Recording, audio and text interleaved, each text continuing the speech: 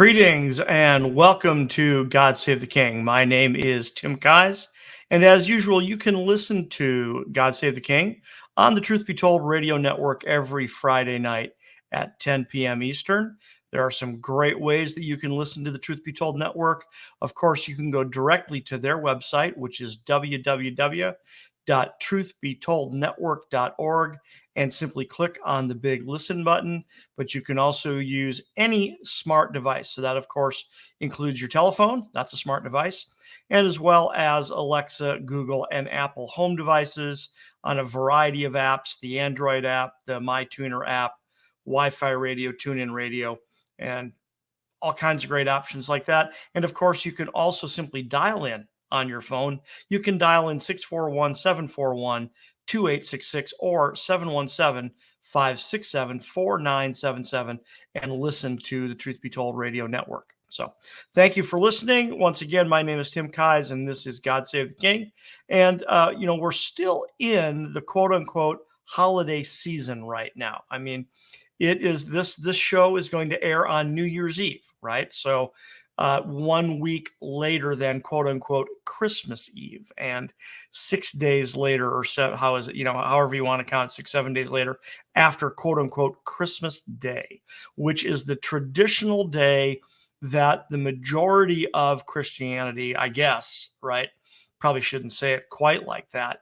I talked to a man the other day. We were just discussing it in general, and ran into a pastor of a church, and I brought up, the fact that Jesus wasn't born on December 25th. He goes, "Oh yeah, I know." Right. So it's actually more widely known than we sometimes realize, but nonetheless, it is, traditionally celebrated on December 25th, but this is nonetheless the primary emphasis of the God Save the King project is the fact that by even traditionally placing his birth date on December 25th, we miss things that frankly are really quite important. This is not an issue of it doesn't matter. Okay. You get a lot of people who say, well, who cares if it was June 17th or, July 22nd, or October 4th or December 25th. What does it really matter? Well, it matters a great deal, actually, especially when you understand the Jewish background of when he really was born, the equivalent of September 11th, 3 BC, which was the first day of Tishri on the Jewish calendar. And that actually makes a tremendous amount of sense that he would be born on that day. But we're going to save that for another day and another time. There's some stuff I want to talk about today. I want to talk about a couple of just kind of miscellaneous facts because they're fun. But then I actually want to take a look at where did the December 25th date come from?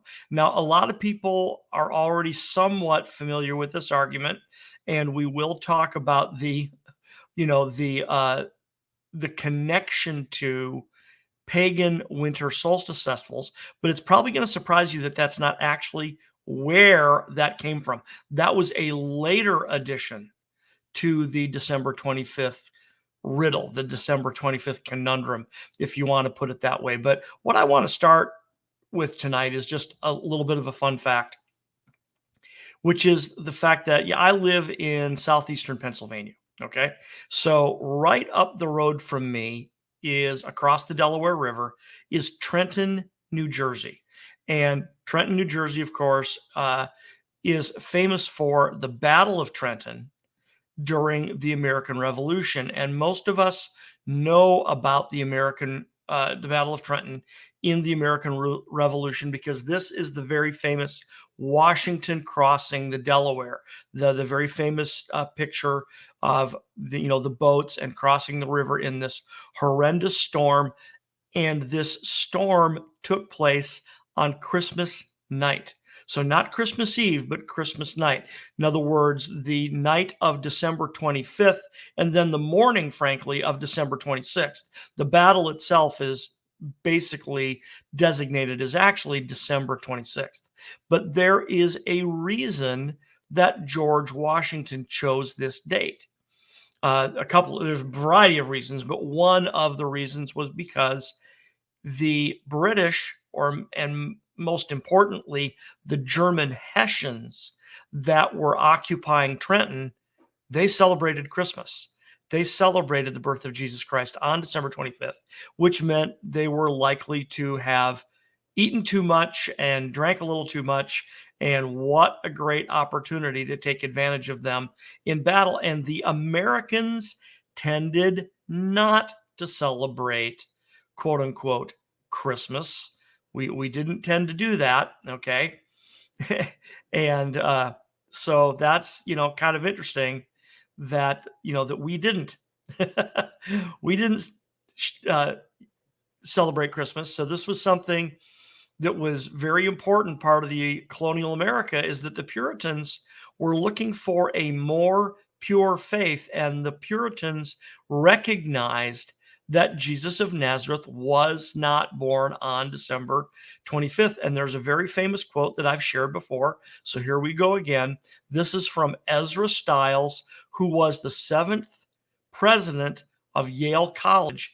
And he wrote this in December of 1776. And I've heard it said, I can't prove it, but I've heard it said that he actually did write it on, quote unquote, Christmas Day in 1776. In other words, the same day within 24 hours of when Washington was crossing the Delaware River to attack a Hessian regiment at Trenton, New Jersey.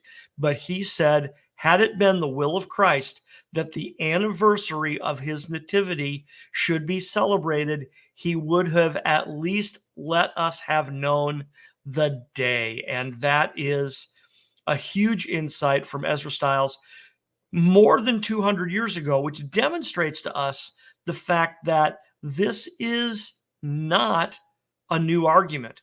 This has been around for a long time, but this was just a little bit of a fun fact that I wanted to share with you today. I really enjoy the fact that it's part of our American history and American revolutionary history that the colonials, recognized this. Jesus wasn't born on December 25th. And they frankly took advantage of that fact to attack the British and the Germans fighting in the American Revolution on Christmas night. So just a little bit of a fun fact there about Christmas night. And then I want to share, a few other things today. What I want to get to, like I said, is I want to get to where did the December 25th date come from? How did we get that? How did that get started? But to lead into that, I want to share a couple of other fun facts with you. A good friend of mine, Beth Vickers, shared a YouTube video with me the other day, sent it to me via, PM, and said, I was watching this video and I couldn't help but think of your work because I about choked, watching this video because it was so ridiculous, right? And of course I watched the video and wrote back and said, yeah, Choke is right. This is nonsense. And what's particularly funny about it is that the video contained both sides of the story, so to speak. In other words, the man who was, quote unquote, hosting the video was apparently trying to defend December 25th, but he was also trying to, frankly, kind of poke fun at someone else who was trying to claim that December 25th was not, is not the correct date, right? So what he did is he put up this, he showed a clip of a different YouTube video, right? So his entire video is a whopping like 3 minutes long. So this isn't really an authoritative video of any kind. He didn't really share any significant evidence. What he did is he shared a clip from this other video that was poking fun at a December 25th birthday. And what he was trying to do was say, oh yeah, you hear how ridiculous that sounds? So, we shouldn't, you need to check your source documents and things like that. And that's where we about choked, is because he clearly didn't check any source documents. And frankly, neither did the other video. So this is pretty funny because one of the things they claimed, right, in this secondary video, in other words, the video that he was sharing the clip of, the person in there said that December 25th was established by Pope Julius I as the official birth date of Jesus Christ and she said in around 336 AD. Well, there's some problems with that. Number one, she's got the date wrong. Even if Julius did make that declaration, he didn't make that declaration for about 14 or 15 years later. In other words, if Julius I is the Pope that made that declaration, he made it in about 350 AD, not 336 AD. So she didn't check her source documentation there. And here's the other part. It's highly probable it wasn't Julius I. As a matter of fact, it's far more likely that it was Pope Liberius, who was the Pope after Julius, who made that declaration, because that's one we can actually verify. It is possible to verify that Liberius made that statement, and he was connecting the Feast of Saturnalia with the birth of Jesus on December 25th.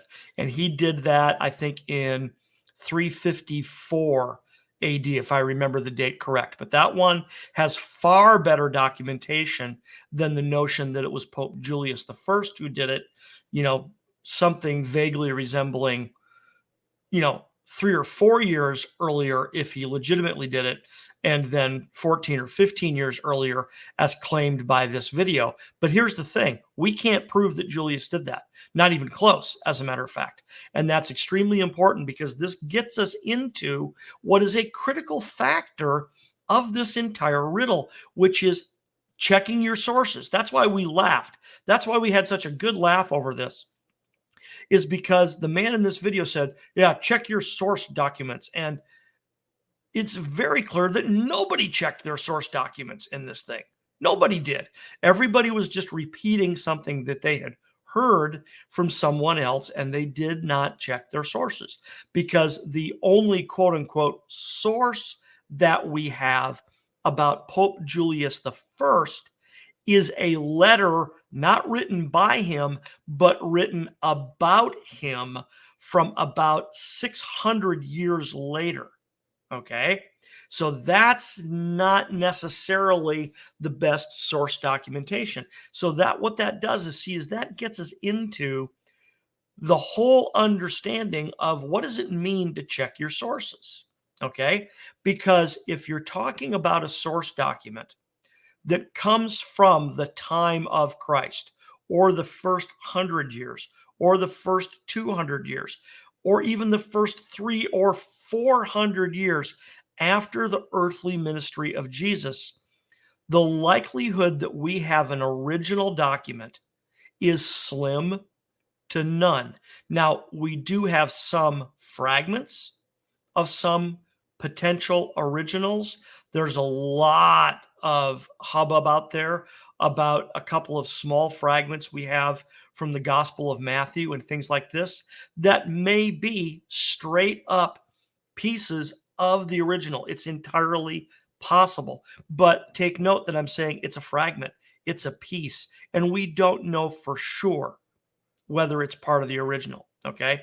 But this brings up a very important point, because the skeptics will try to point out, well, we don't have the original. And they're correct. They're not wrong with that when they say we don't have the original. But the part they're missing is we don't have the originals of anything that old. Nothing that old that we have the originals. The only times when it comes to ancient documents that we have proper records of these things that we can verify with any type of authority is when they are literally, quote unquote, etched in stone. Okay.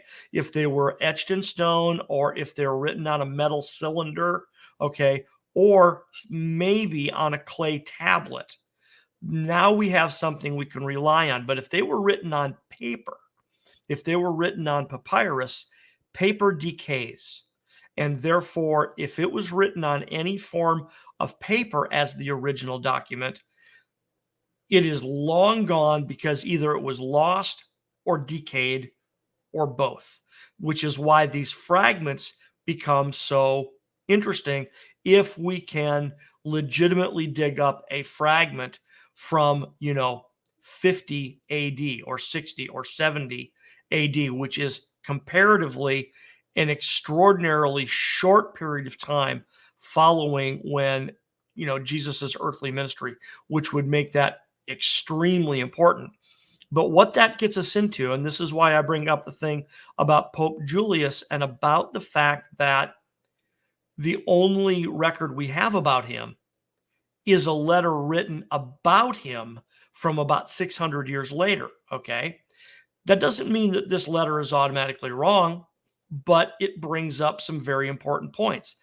Number one, 600 years. That's a long time.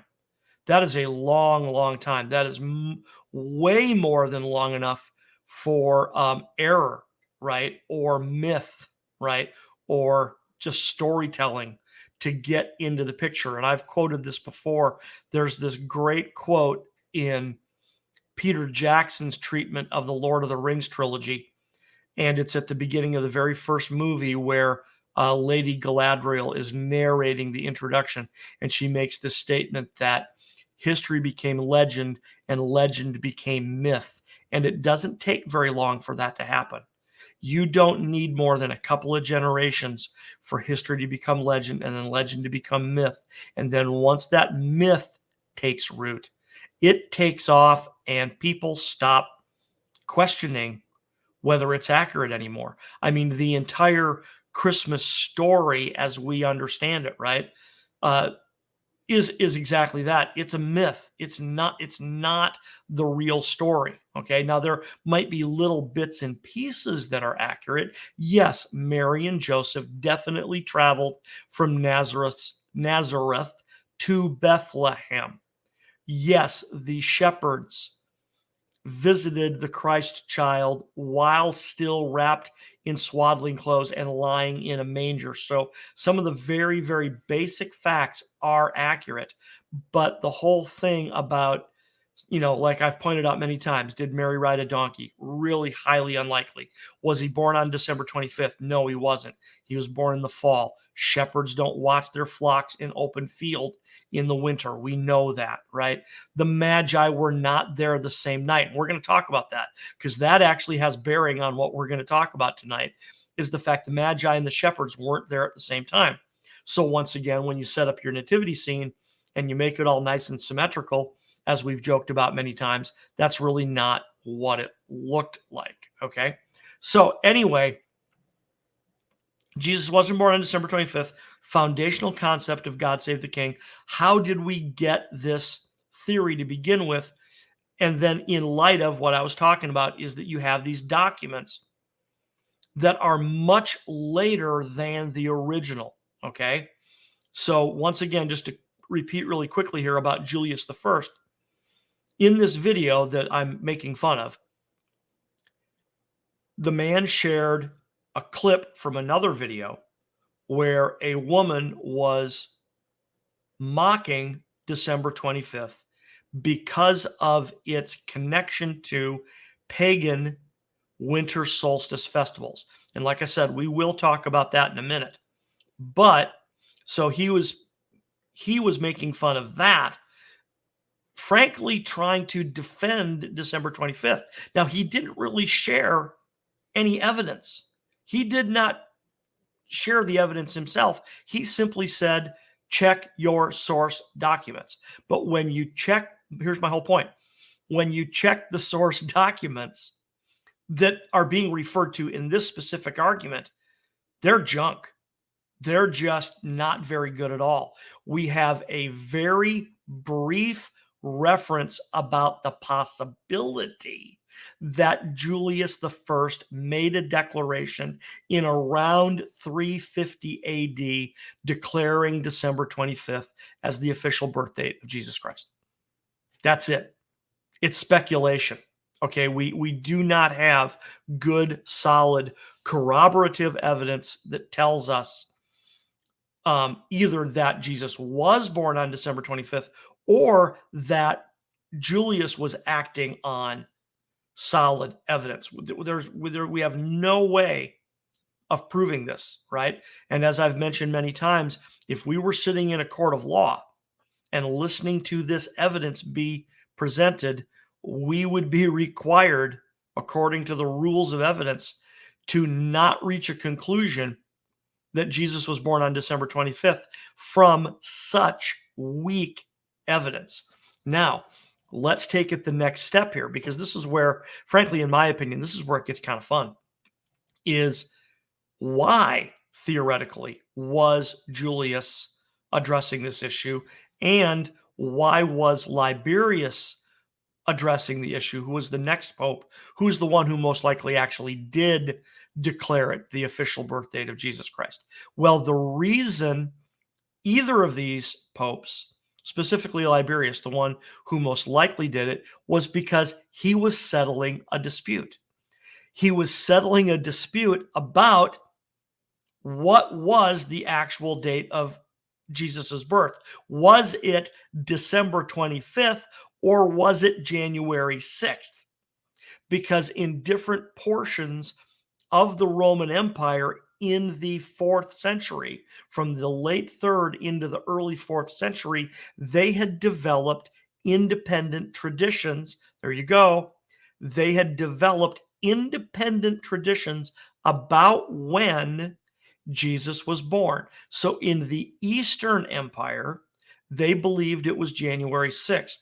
In the Western Empire, they believed it was December 25th. And therefore, there were bishops all over the Roman Empire asking the Pope to settle the matter once and for all. So the rumor is that it was Julius I who made the declaration, but in reality, it was probably more likely Liberius who made the declaration in approximately 354 AD, declaring December 25th the official birth date of Jesus Christ. Now, so there's an official declaration, but from everything we can tell, that was a pretty, unilateral,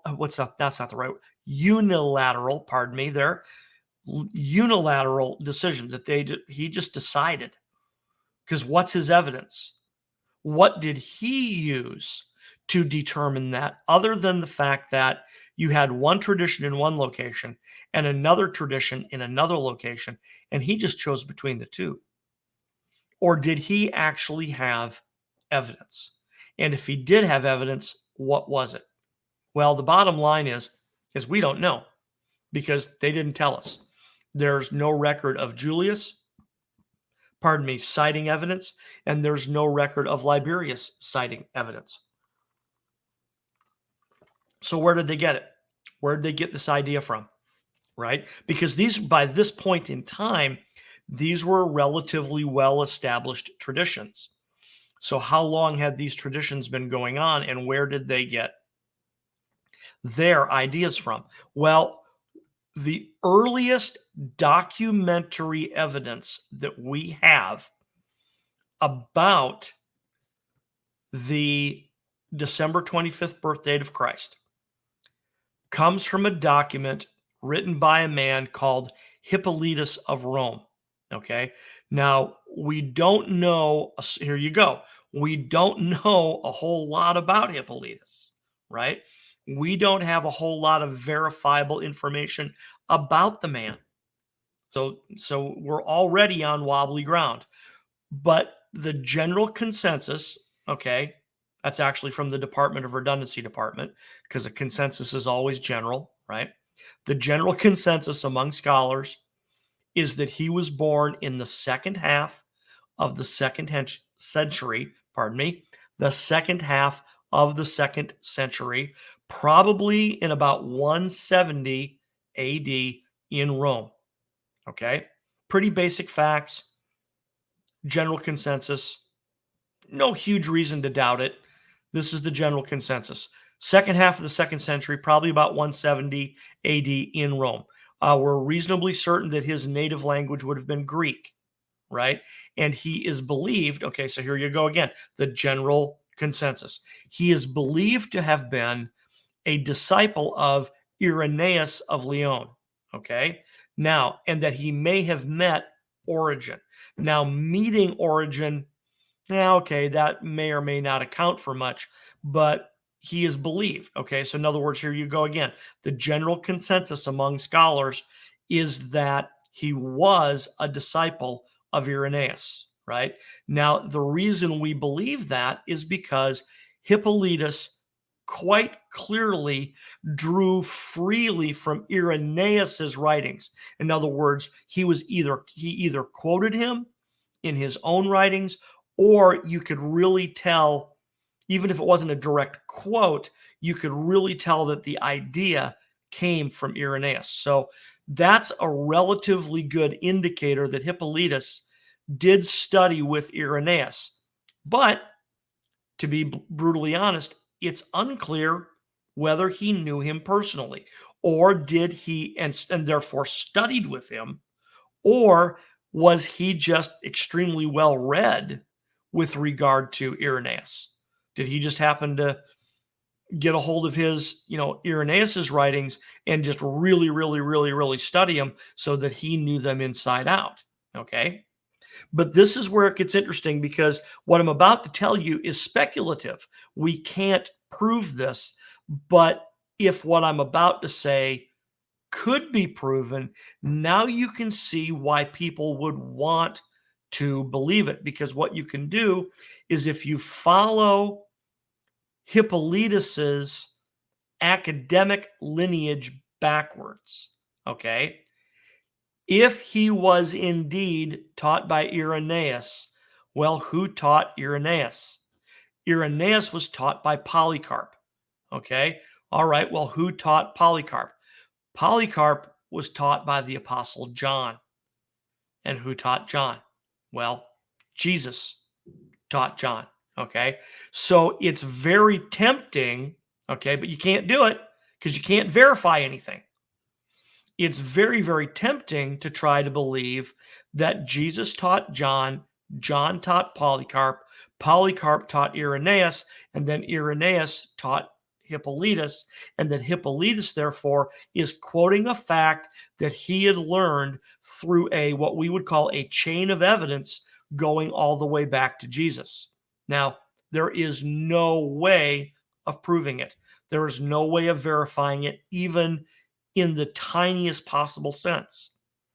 Now, for one thing, we can't prove that Hippolytus was a disciple of Irenaeus. Like I said, we know that he freely quoted his works, his written works, but do we know that Polycarp was a personal friend of and student of Irenaeus? Did I say that right? That Hippolytus was a student of Irenaeus.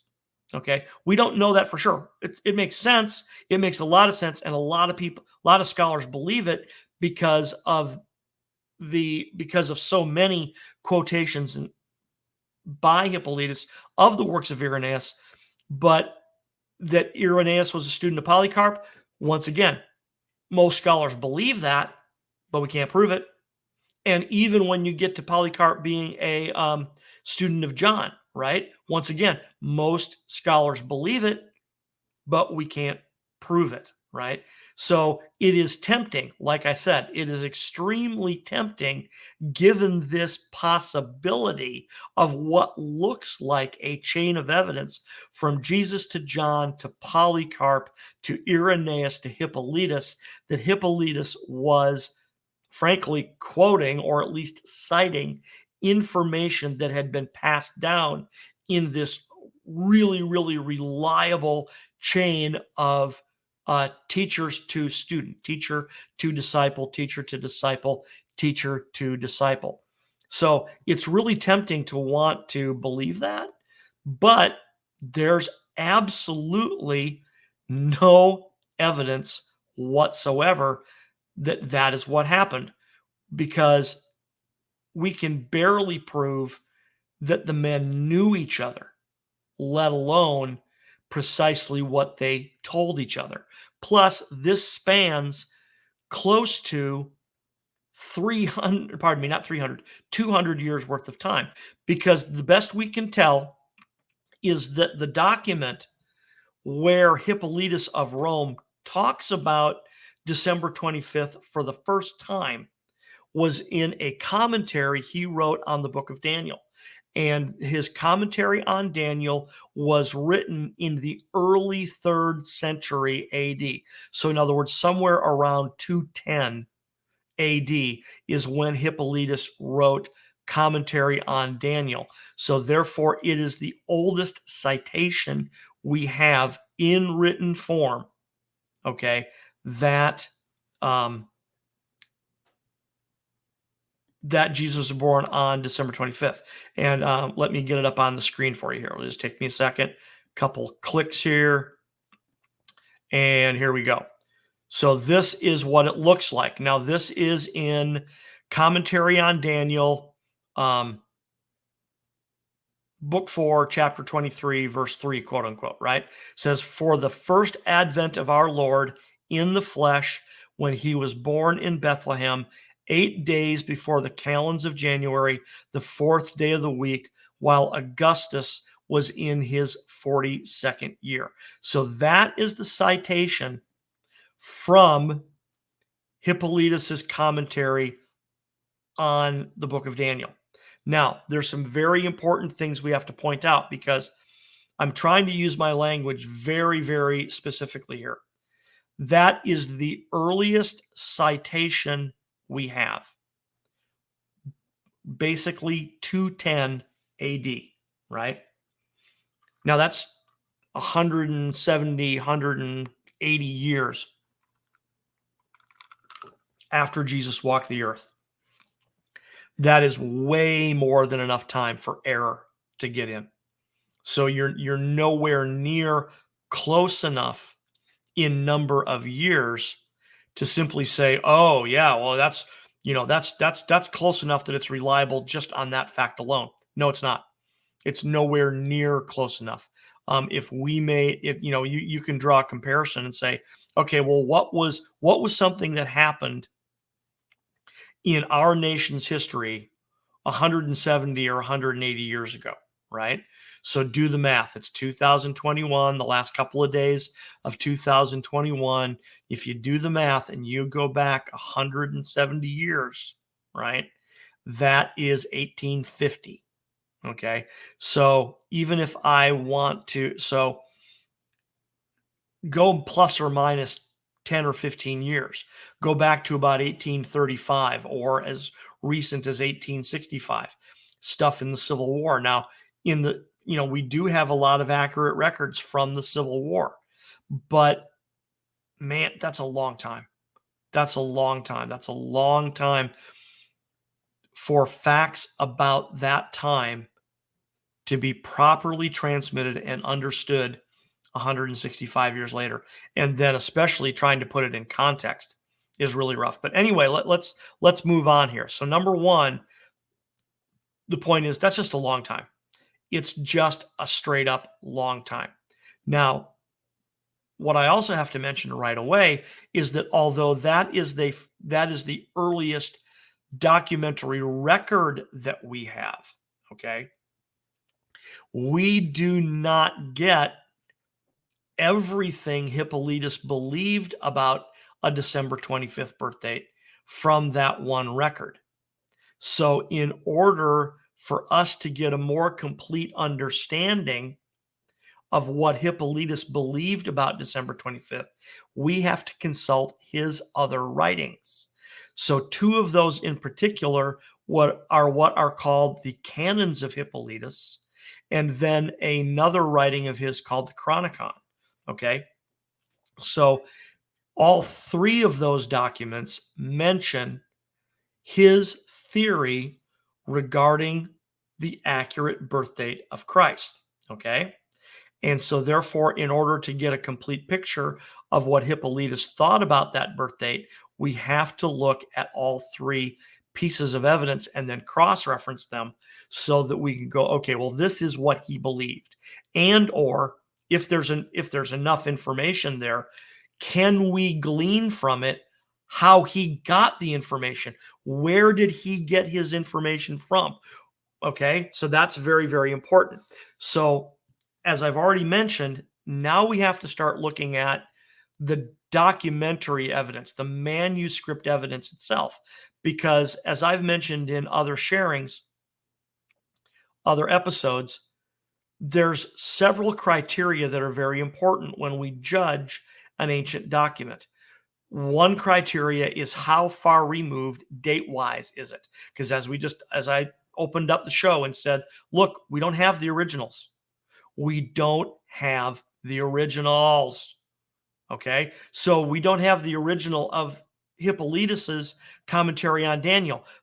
Here we go. The best we have is a handwritten copy from like 600 years later.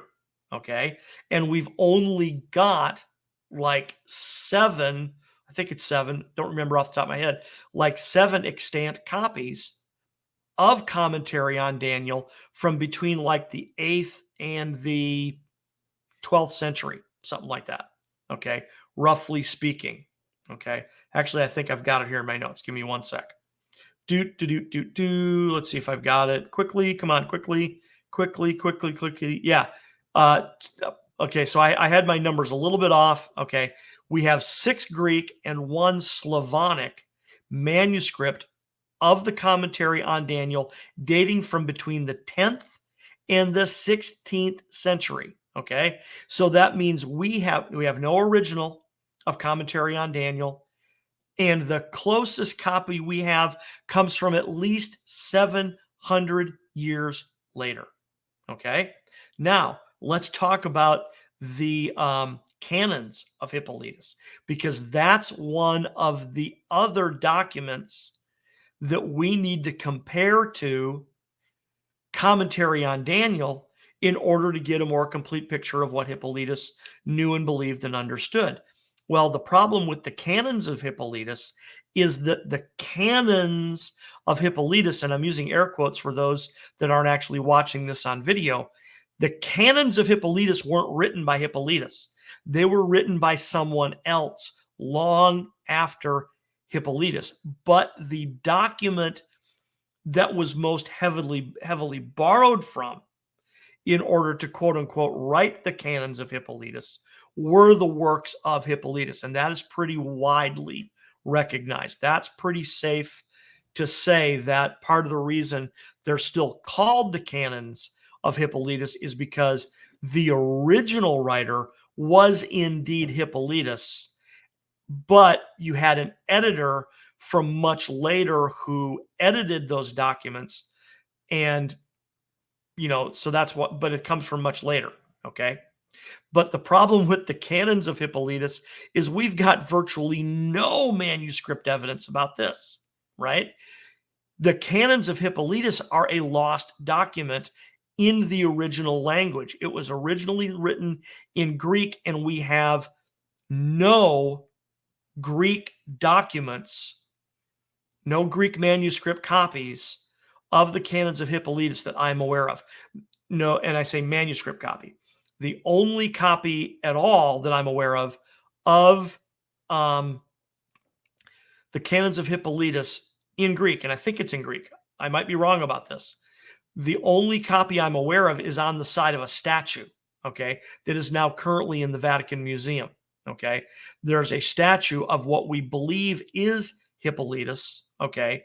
And then on the side of the statue, there is actually, get ready for this, there is actually a chart, a dating chart, okay? We're going to talk about that in a sec. On the side of the statue is this table. That's the word I want. It's a table. It's almost like an Excel spreadsheet, right? Where what Hippolytus was doing was he was trying to calculate certain dates. And it's from this table that we can postulate that he believed Jesus was born on December 25th.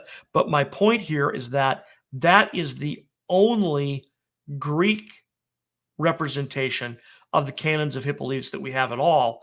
And the only extant copies we have, I'm trying to remember if it's a Slavonic copy or a Coptic copy, but we've got like one copy of the canons from, like, again, 600, 700, 800 years later in a completely different language. Okay. So this is really important when we consider the primary rules of documentary evidence. Rule number one is how long after the original theoretically was it written? Was it 50 years later, 100 years later, 500 years later, 1,000 years later? Because the longer that period of time, the more likely that error or even just simply adaptation could have entered in, because you could have had a scribe, right? And we know this happens.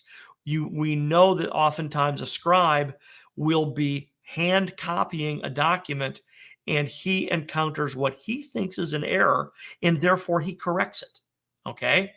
And this reminds me of the fact that when police interview witnesses of a crime, they expect minor discrepancies. Okay.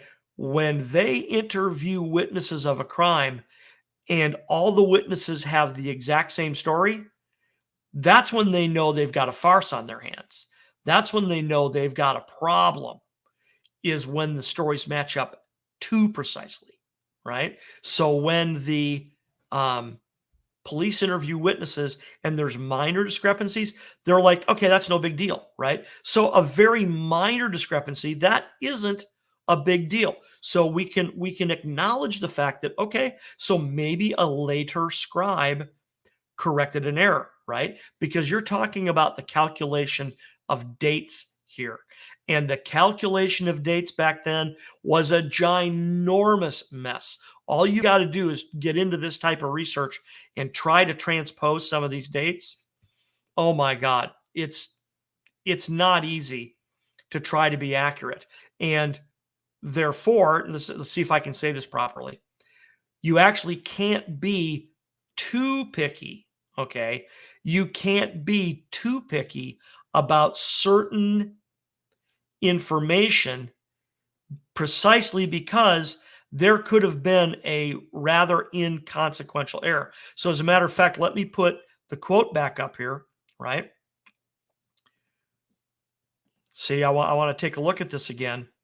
Take a look at this quote. Notice that it says, "For the first advent of our Lord in the flesh, when he was born in Bethlehem, 8 days before the calends of January, on the 4th day of the week." Okay, so that suggests that it's a Wednesday, right? That suggests that it's a Wednesday. And also, when you look at what Hippolytus believed and what Hippolytus calculated, let's see if I got it in my notes here. I think that corresponds to the 20 to 29 AD.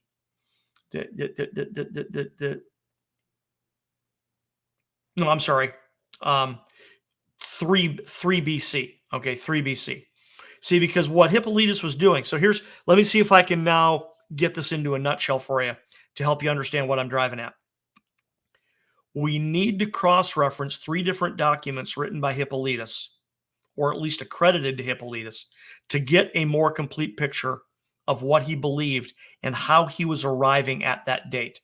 Now, what we have established so far is that he was not simply transmitting data that was already known. Okay. In other words, he did not get a December 25th date from Irenaeus. That's not where he got it. And Irenaeus didn't get it from Polycarp, and Polycarp didn't get it from John, and John didn't get it from Jesus.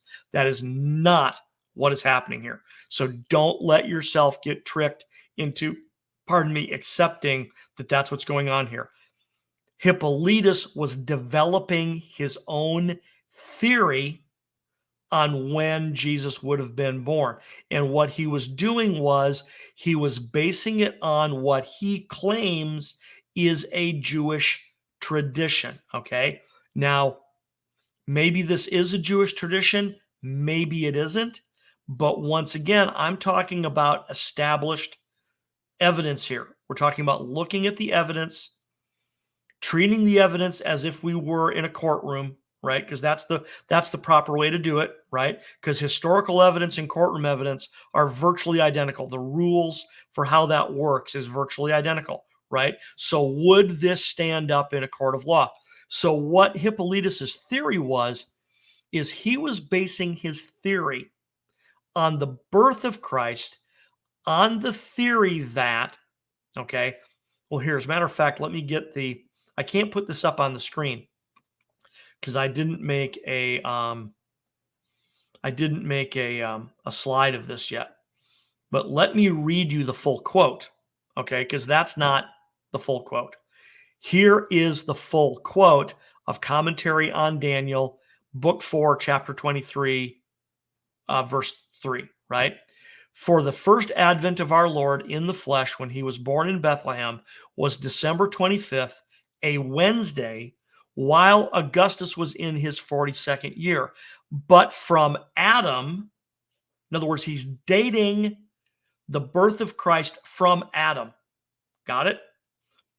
For the advent of our Lord, first advent of our Lord in the flesh when he was born in Bethlehem was December 25th, a Wednesday, while Augustus was in his 42nd year, but from Adam, 5,500 years. Okay? So this is very important because what Hippolytus is doing is he's telling us where he's getting his theory from. And where he's getting his theory from is from an apparent Jewish tradition that the Messiah, here you go, would be conceived on the anniversary of the creation. Okay? Follow that? Okay?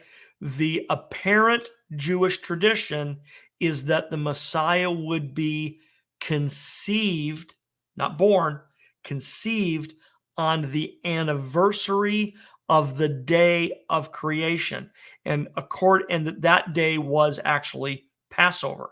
That Passover was the day of creation. Okay. Right. Now, how that works, I'm not exactly sure. Right. Because, like I said, a lot of this stuff of comparing calendars is really goofy. Right.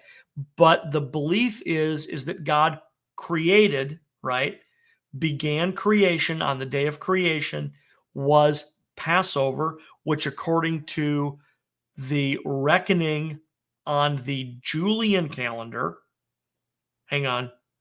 Julian calendar, because then was transposed into the Gregorian calendar later, right? See, and that's a problem. That's a huge problem because the Julian calendar, which was the adjustment that Julius Caesar made to the Roman calendar throughout the Roman Empire, Julius Caesar set that down in 44 BC on how that was supposed to be practiced.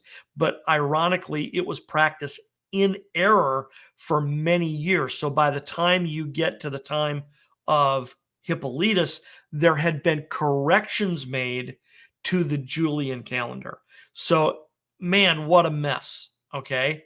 So, but the point being here is that Hippolytus believed that the Messiah would be conceived on the anniversary of the creation, and that the date of creation was March 25th, which was also Passover, which was also the vernal equinox.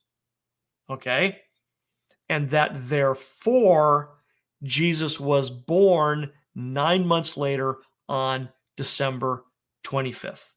Okay? So my point here, the whole point I'm getting at is that Hippolytus's theory for when Jesus was born is exactly that. It's a theory. Okay? It's based on an apparent Jewish tradition. Okay? Where does that Jewish tradition come from? Right? Where does that Jewish tradition come from? I haven't seen it. Okay. Now, if you're listening to my video and you know where that tradition came from, if it's from the Midrash or, let me know because I want to know, because this is an ongoing project where we are endeavoring to follow the evidence. But the evidence that I'm aware of, okay, is behold a sign and wonder in heaven, a woman clothed with the sun and the moon underneath her feet, and on her head a crown of 12 stars.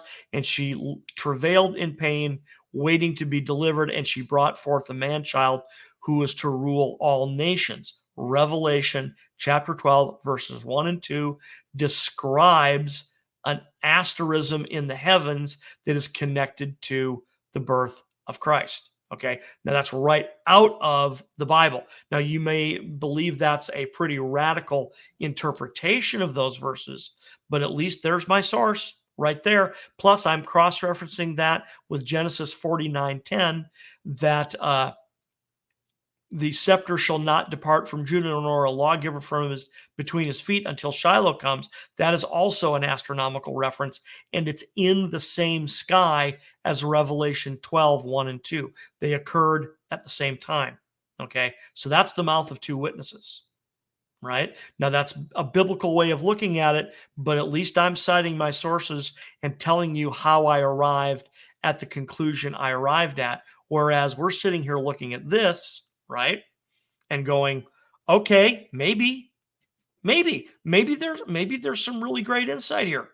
Don't know that for sure. Maybe we should be rethinking our calculations, but I'm going to need more than a theory by Hippolytus based upon a Jewish tradition that the Messiah would be conceived on the anniversary of the creation, and that the creation was March 25th. Therefore, he was conceived on March 25th, and therefore he was born on December 25th.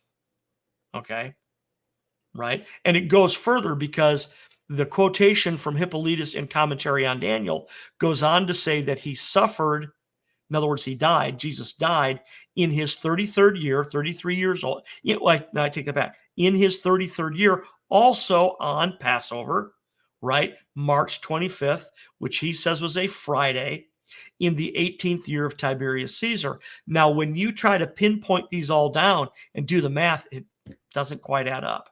Okay. Now, I'm not super worried about that because, like I said, minor errors are not that big a deal. We got to be really careful about picking on minor errors, especially when mathematical or calendar, what we call chronography, okay, especially when chronography calculations are involved. We have to be very, very careful about making too big a deal about a minor error in a calculation, because it could simply be that. It could be a minor.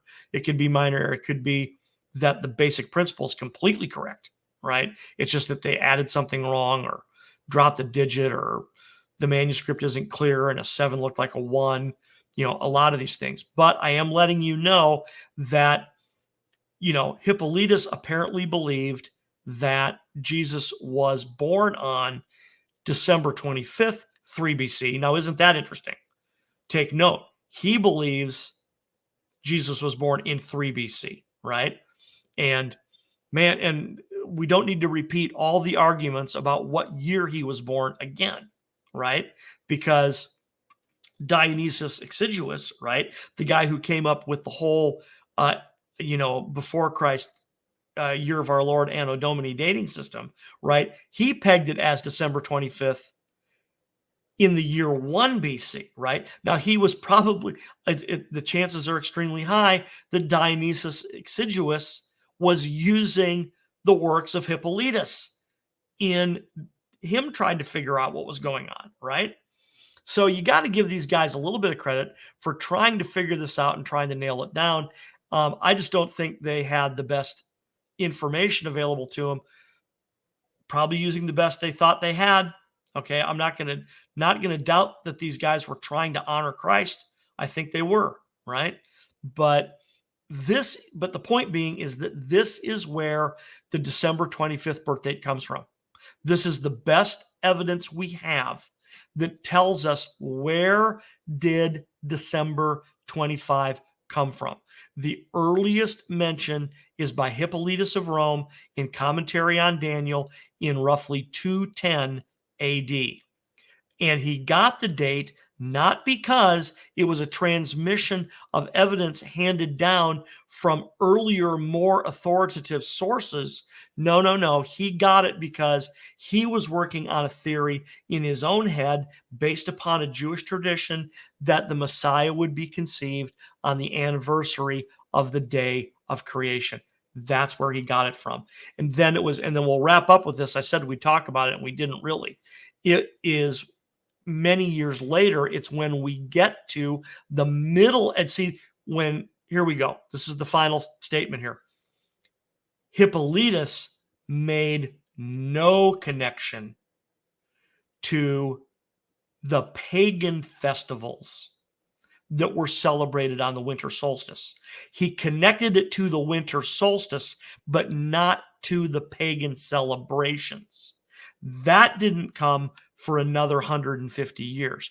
It was in the middle of the 4th century, now that at least the notion of a December 25th birth date had become popular for 100, 125, 150 years. That was when either Pope Julius or Pope Liberius stepped in, and Pope Liberius absolutely connected it to the winter solstice pagan festivals. He made the connection, right? Now, does that mean they were trying to, like, for lack of a better word, co-opt December 25th and turn it into a Christian festival instead of a pagan festival? Not precisely sure. Good arguments can be made either way, right? That if you've got a lot of your followers, quote unquote, that are converting from a pagan background, well, why not give them an option that is extremely similar to what they already know and understand? That's just human nature, folks. And if it offends you, I'm sorry, but that is human nature. And the fact that very high-ranking church authorities would think like that, sorry, but they can and they will and they do, right? But once again, so here we go. We're going to wrap up. Hippolytus of Rome is the first ever mention of December 25th. He was doing it based on trying to make a calculation based on the creation of the world, and that Jesus, or not Jesus, the Messiah, quote unquote, would be conceived on the anniversary of the creation of the world. It had nothing to do with the winter solstice initially. That came later. Okay. So a lot of fresh insights into how, we got the December 25th birthday to start with. It's not based on rock solid evidence. It just isn't there. So thank you for listening. My name is Tim Keyes. I am the host of God Save the King. Wrapping it up here, you can listen to God Save the King every Friday night on the Truth Be Told Radio Network at 10 p.m. Eastern. Go to www.truthbetoldnetwork.org and click on the big listen button to listen to God Save the King every Friday night at 10 Eastern, or a lot of the other great shows on the Truth Be Told Radio Network. Thank you for listening, and we'll see you next time.